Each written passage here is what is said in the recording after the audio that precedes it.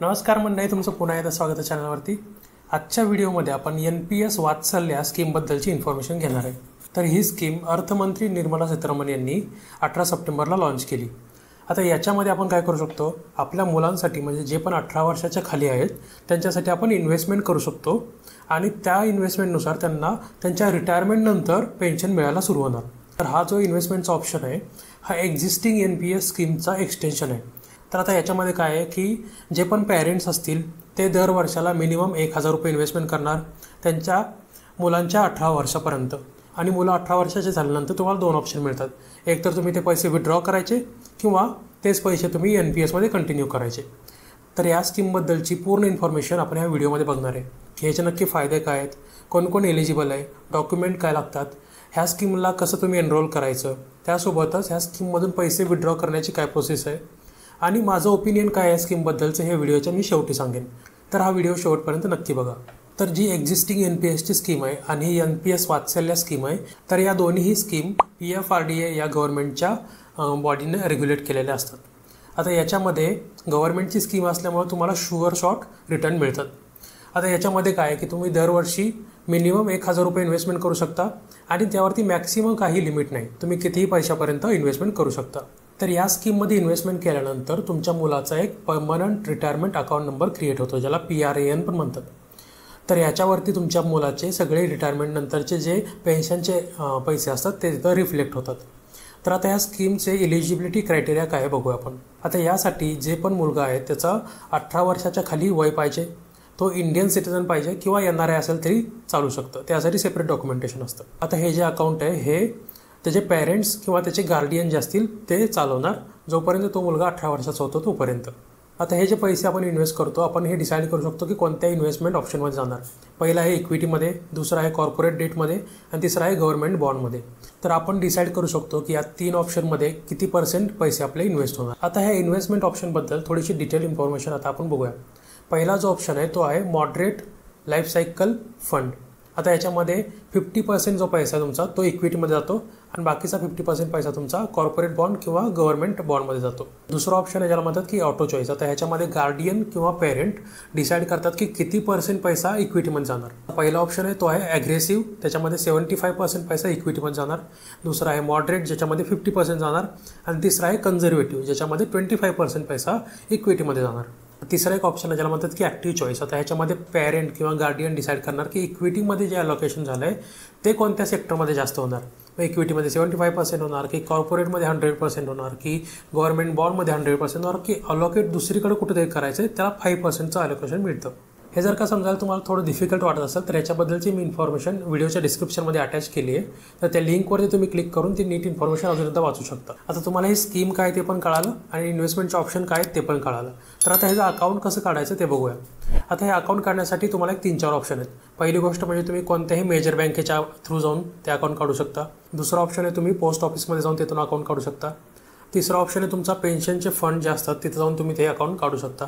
आणि चौथा ऑप्शन आहे जो सगळ्यात सिंपल आहे तो म्हणजे NPSच्या वेबसाईटवरती जाऊन तुम्ही हे अकाउंट काढू शकता। आता हे अकाउंट तुम्ही कुठूनही काढलं, बँकेतून काढलं, पोस्ट ऑफिसमधून काढलं किंवा ऑनलाईन काढलं तरी तुम्हाला इनिशियली 1000 रुपयाचं कॉन्ट्रीब्युशन करणं गरजेचं आहे। आता हे अकाउंट कुठून काढायचं हे तर कळालं, पण आता ह्यासाठी डॉक्युमेंट काय काय लागतात ते बघूया। पहिल्यांदा तुमच्या जे चाइल्ड आहे जे 18 वर्षाचे खालचे आहेत त्यांच्यासाठी काय काय डॉक्युमेंट लागतात, तर त्यांचं एक एज प्रूफचं एक डॉक्युमेंट लागतं। त्यासाठी मग तुम्ही तुमच्या मुलाची शाळा सोडल्याचा दाखला किंवा त्याचं एखादं आधार कार्ड, पॅन कार्ड किंवा त्याचं पासपोर्ट किंवा त्याचं बर्थ सर्टिफिकेट यामधलं कोणतेही एक डॉक्युमेंट दाखवू शकता।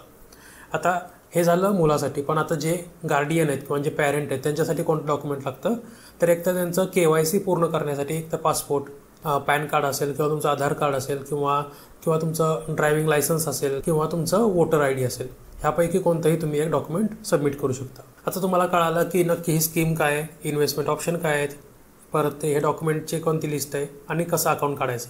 आता हे इन्व्हेस्टमेंट सगळं करून झालं, पण आता हे विड्रॉवलची काय प्रोसेस आहे ते बघूया आपण। आता ह्या स्कीममध्ये मिनिमम 3 वर्षाचा लॉक इन पिरियड आहे, म्हणजे तुम्ही पैसे टाकायला चालू केल्यानंतर 3 वर्षापर्यंत पैसे काढू शकत नाही। आता दुसरा मुद्दा आहे की तुम्हाला पार्शियल विड्रॉवल अलाउड आहे 3 वर्षानंतर। आता पार्शियल विड्रॉवल किती, 25% पैसे तुम्ही त्यातून काढू शकता, ते पण काही स्पेसिफिक कारणांसाठीच। एक आहे एज्युकेशनसाठी, एक आहे डिसेबिलिटी जर का झाली असेल तर, आणि तिसरा ऑप्शन आहे एज्युकेशनसाठी. ह्या 3 गोष्टींसाठी तुम्ही 25% पैसे काढू शकता. आता पुढचा मुद्दा म्हणजे 18 वर्ष पूर्ण झाल्यानंतर जर का तुम्हाला पैसे विड्रॉ करायचे तर त्यासाठी 2 ऑप्शन्स आहेत.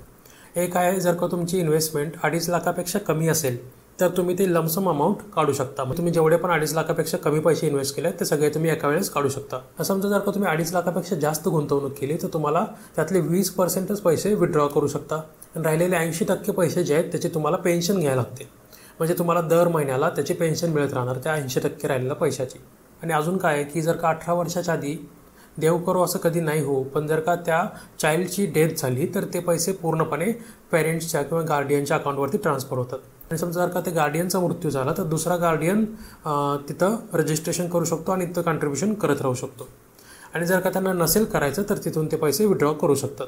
आता हे तर झालं की तुम्हाला 18 वर्षानंतर पैसे विड्रॉ करायचे तर. आणि जर का तुम्हाला 18 वर्षानंतर पैसे विड्रॉच नाही करायचे तर काय प्रोसेस आहे ते बघूया. पहिलं तर तुम्ही 18 वर्षानंतर विड्रॉ नसेल करणार तर ते ॲज इट इज सगळे पैसे तुमचे जे एक्झिस्टिंग NPSची स्कीम आहे जी सगळ्या सिटिझन्सला ॲप्लिकेबल आहे त्याच्यामध्ये ट्रान्सफर होऊन जाणार. आणि त्यामध्ये तुम्हाला मुलगा 18 वर्षाचा झाल्यानंतर पुढच्या 3 महिन्याच्या आतमध्ये त्याचं KYC करणं गरजेचं आहे. आणि या स्कीममध्ये जी एक्झिस्टिंगची NPSची स्कीम आहे त्यानुसार तुम्हाला सगळे बेनिफिट मिळायला चालू होणार. तर ह्या स्कीमबद्दलचं माझं काय ओपिनियन आहे तुम्हाला सांगतो. पहिली गोष्ट म्हणजे ह्या स्कीममध्ये तुम्ही इन्व्हेस्टमेंट केल्यानंतर तुम्हाला टॅक्समध्ये काहीही बेनिफिट मिळत नाही. जे की एक्झिस्टिंग NPS स्कीममध्ये तुम्ही जर का इन्व्हेस्टमेंट केली तर तुम्हाला 80CC/D याच्या अंडर तुम्हाला 50,000चं रिलॅक्सेशन मिळतं. पण याच्यामध्ये तुम्ही इन्व्हेस्टमेंट केल्यानंतर तुम्हाला कोणतंही रिलॅक्सेशन मिळत नाही.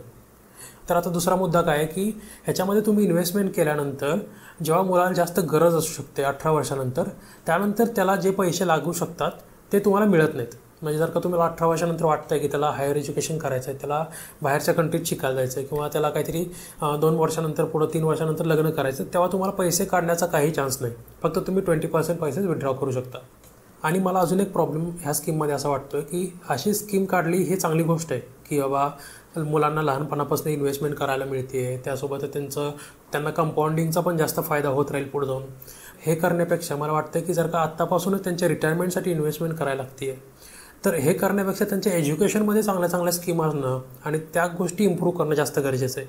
कारण की आजकाल आपण बघतो आहे की एज्युकेशनचा स्टँडर्ड जेवढा लोअर होत चालला आहे ते जर का चांगलं केलं तर त्यांना हे इन्व्हेस्टमेंट आत्तापासून 1 वर्षाची किंवा जन्मल्यापासून करण्याची गरज नाही पडणार.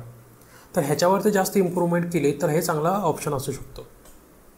आणि जर का तुम्हाला ही स्कीम आवडली असेल तर मी तुम्हाला अजून एक अल्टरनेटिव्ह सांगतो की तुम्ही तुमच्या मुलाच्या नावावरती SIP चालू करू शकता म्युच्युअल फंड्समध्ये. आणि त्याच्यामध्ये तुम्हाला फायदा काय मिळतो की त्याच्यामध्ये तुम्ही जेव्हा पाहिजे तेव्हा ते पैसे विड्रॉही करू शकता आणि जर का नसतील विड्रॉ करायचे तर तुम्ही ते कंटिन्यूही करू शकता. तर त्या गोष्टी पण तुम्ही कन्सिडर करू शकता कारण की म्युच्युअल फंडच्या SIPमध्ये तुम्हाला रिटर्न पण चांगले मिळू शकतात. त्यासोबतच तुम्हाला असे काही रिस्ट्रिक्शन नाही आहेत आणि टॅक्स तुम्हाला दोन्हीकडे पण सेम द्यायला लागणार आहे. तर होपफुली ह्या NPS वात्सल्य स्कीमबद्दलचे तुमचे सगळे डाऊट क्लिअर झाले असतील. जर का तुम्हाला हा व्हिडिओ आवडला असेल तर व्हिडिओ लाईक करा, चॅनलला सबस्क्राईब करा आणि तुम्हाला काहीही डाऊट असतील तर मला कमेंटमध्ये नक्की विचारा. मी त्याचे 100% रिप्लाय करून तुम्हाला त्याचा आन्सर नक्की करेन. Thank you for watching. Stay curious. Bye bye.